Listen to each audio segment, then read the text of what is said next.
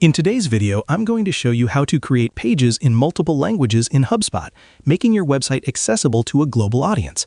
This is perfect if you want visitors from different countries to see your content in their native language. First, log into your HubSpot account and head over to your website pages by going to the Content section.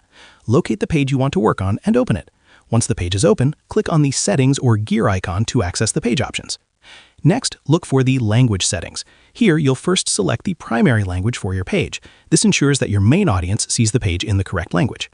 After setting the main language, you can create translations for other languages. Simply choose the language you want to translate the page into, make the necessary adjustments, and save your changes.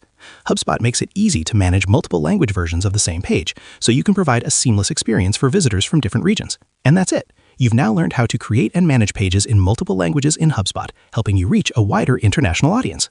And that's how you create pages in multiple languages in HubSpot. Share this video and subscribe for more helpful tutorials.